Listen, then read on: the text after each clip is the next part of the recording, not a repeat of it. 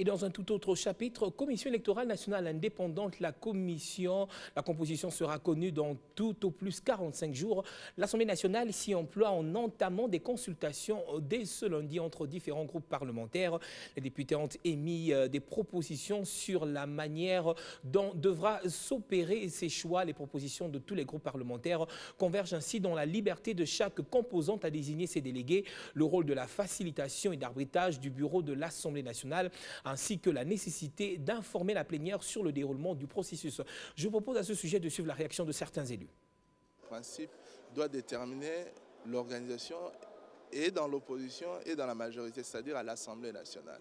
Il y a un principe connu qui fait date d'ailleurs, puisqu'il y a eu une jurisprudence de la mandature passée, c'est qu'on devra tenir compte de la proportionnelle par rapport au poids numérique des élus des partis représentés au sein des groupes parlementaires.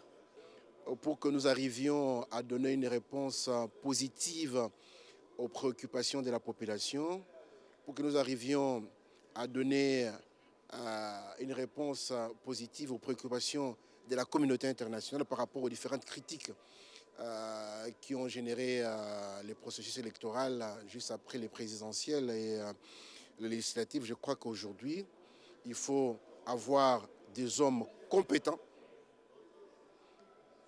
qui allient compétence et la moralité.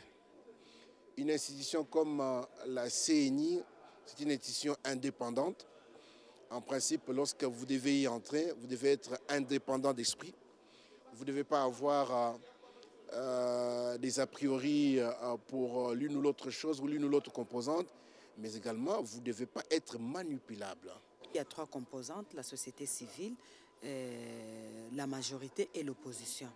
Du côté de la majorité, nous avons une quotité de femmes qui doivent être là et de l'opposition. Et nous, les femmes, nous demandons le respect.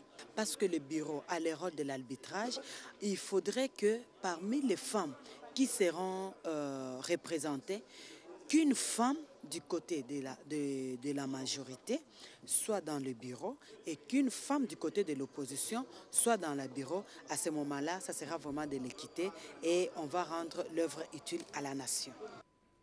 Sachez également que l'Assemblée nationale a 45 jours à dater de la promulgation de cette loi pour installer le bureau de la nouvelle CENI. Ce dernier sera composé, je le rappelle, de 13 membres, dont 6 seront issus de la majorité, 4 de l'opposition et 3 viendront de la société civile. Et déjà, dès ce lundi, le bureau va procéder aux concertations avec les différentes composantes.